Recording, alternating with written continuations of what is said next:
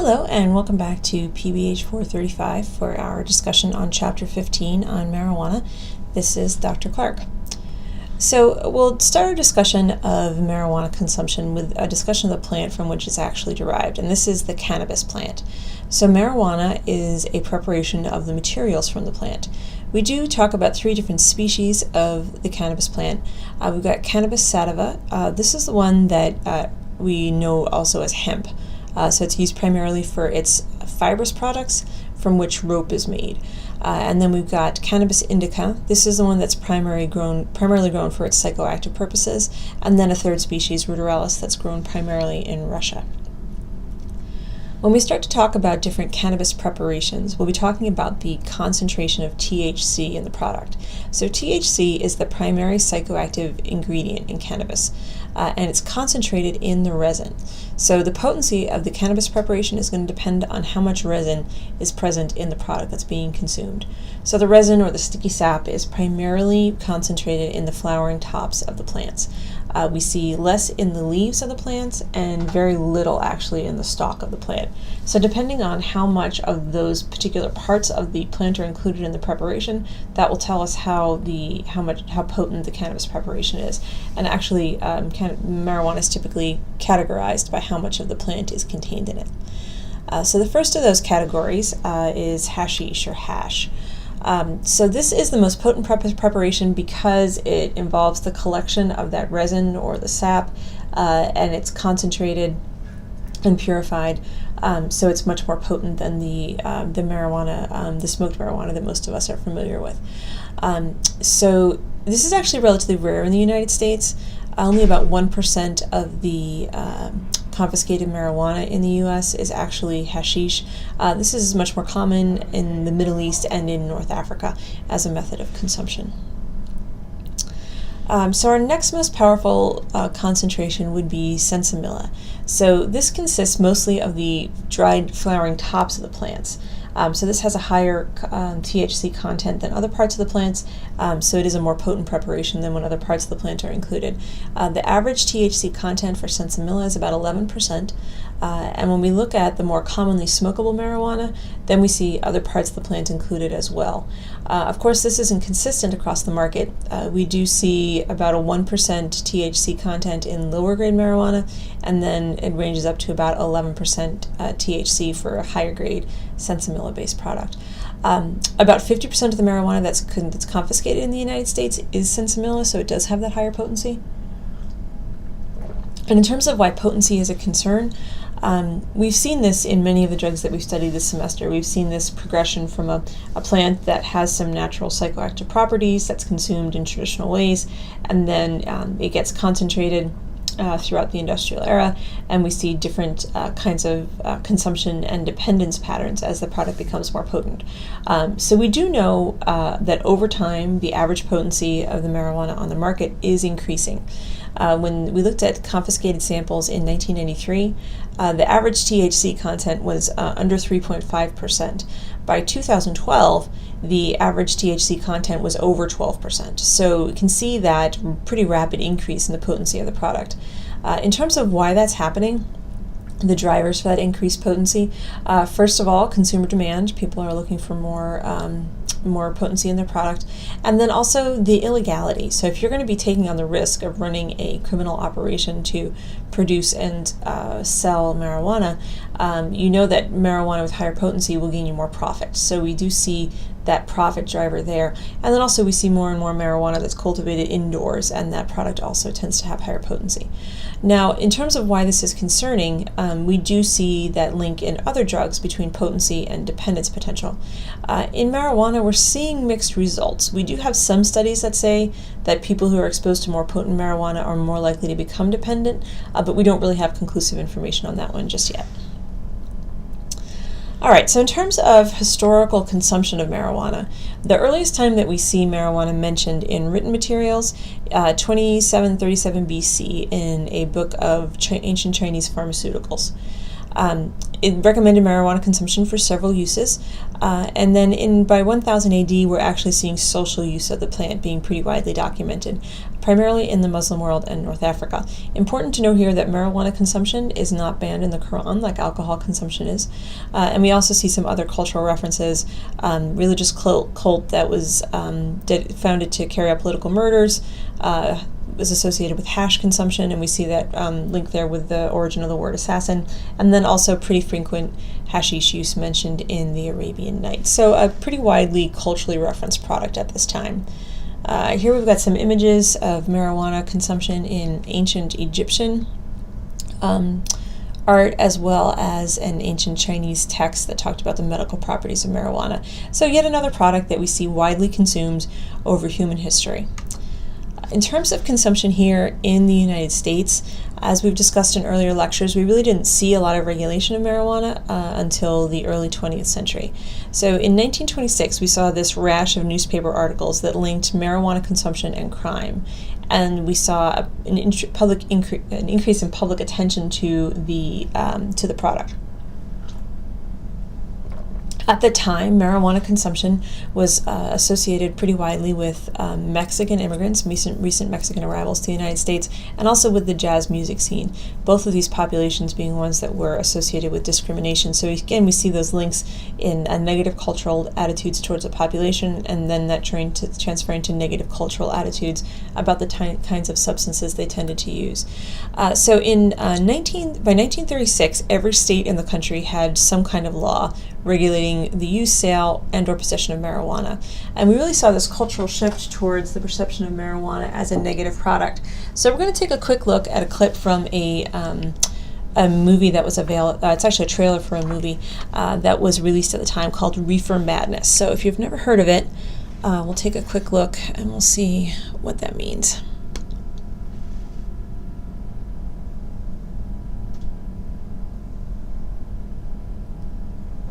These high school boys and girls are having a hop at the local soda fountain. Innocently they dance. Innocent of a new and deadly menace lurking behind closed doors. Marijuana, the burning weed with its roots in hell. In this film, you will see the ease with which this vicious plant can be grown in your neighbor's yard, rolled into harmless-looking cigarettes, hidden in an innocent shoe or watch case. If you want a quick smoke, try one of these. You will meet Bill, who once took pride in his strong will as he takes the first step toward enslavement. Of course, if you're afraid.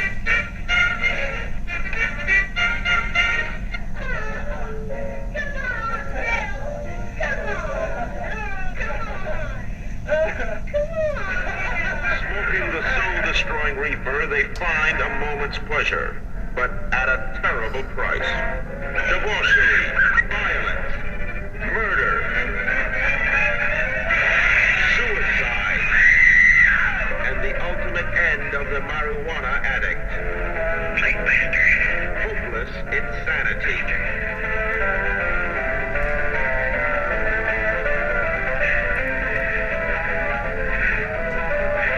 See this important film now, before it is too late.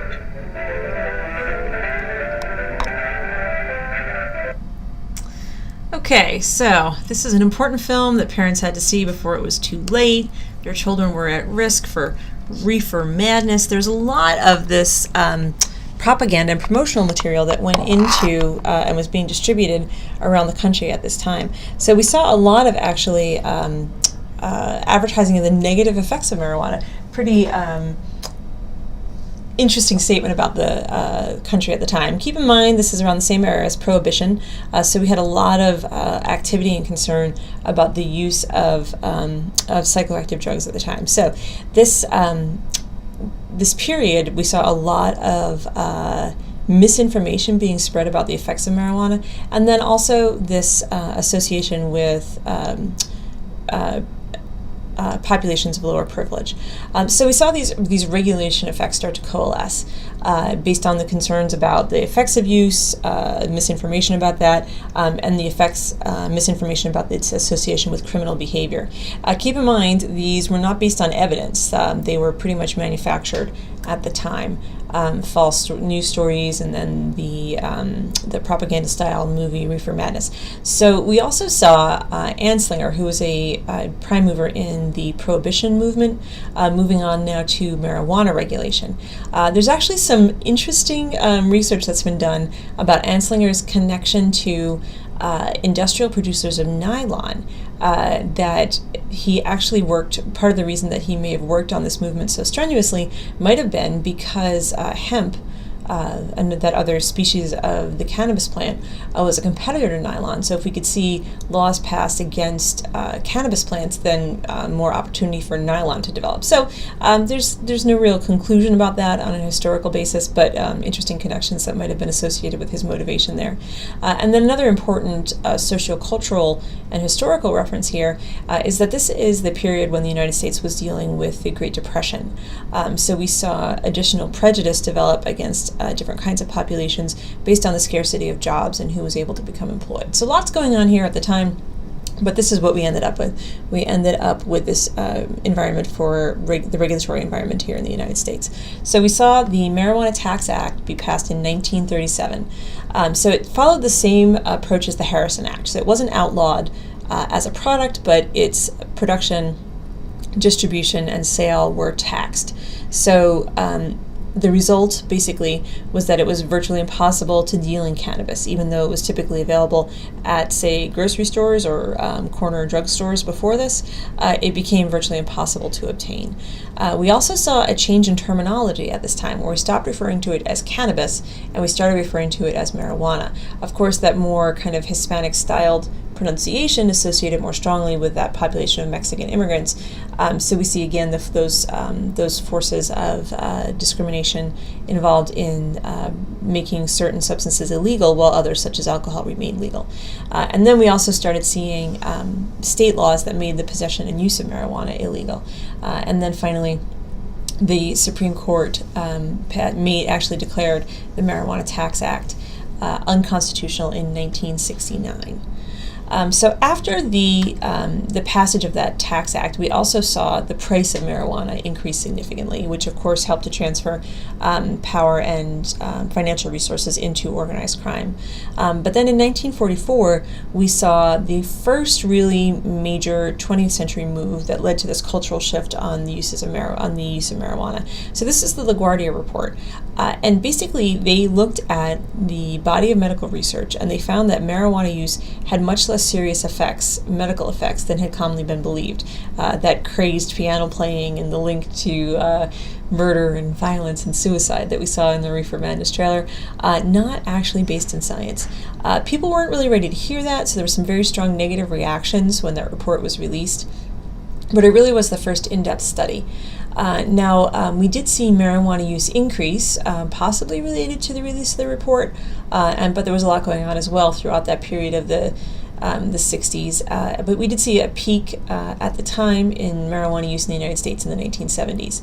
Marijuana use decreased as cocaine use increased in the 1980s, but we're beginning to see, again, population level increases in marijuana consumption here in the U.S. Just a quick note about Anslinger, our historical figure there. After the LaGuardia report was released with its more positive interpretation of marijuana use, or at least less negative, he actually hired the American Medical Association to produce a competing report. This report actually was widely known for its racist content, and was actually so biased that the American Medical Association withdrew that in 1972. So what we're seeing now, of course, is a really major cultural shift in attitudes towards marijuana use and consumption. We've got take a quick look at a national opinion poll that was conducted by the Pew Charitable Trust through a research arm of their organization, and take a look at what it says about cultural attitudes towards marijuana use. All right, so this was data that was released in 2015, collected in March of 2015 and released shortly after. This first graph here is going to show us the bottom line is people who oppose legalization, and then people who support legalization of marijuana, and then this top line here is people who think that marijuana use should be illegal. So we can see in the early part of this century a shift where more Americans actually thought that marijuana should be legalized than should be illegal. And then if we look at how that breaks down generationally, we can see that this really shifts, it trends upward with age. So the younger a generation is, the more likely they are to support marijuana legalization. And then finally, this last one here talks about people being bothered by marijuana consumption. So we've got 2/3 of people saying they would be bothered if people use marijuana in public, but over 80% saying that they would not be bothered if people used marijuana in their own homes. So a really important cultural shift in the way that we perceive marijuana use here in the United States. In terms of Nevada, you can take a quick look at that website if you want to see what the current status is. Currently, we do have legislative support for medical marijuana use here in Nevada. We have a couple of dispensaries that are open, but we don't really have decriminalization for recreational use. Basically, if you do not have a medical marijuana card and you are arrested for possession here in Nevada, you will still face legal consequences. Of course, this leads to a pretty complicated legal environment. We have legal uses for some purposes, not for others. We have legal use in some states while it remains a Schedule I drug at the federal level. We do know that between 1/3 and half of people who are arrested for any reason do test positive for marijuana use. So we've got pretty widespread use and a really complicated legal environment. Definitely be aware that legalization of medical marijuana here in Nevada does not mean that marijuana use has been decriminalized here. So we'll wrap up here for the first part of our lecture, and we'll come back to talk about the pharmacology of cannabis.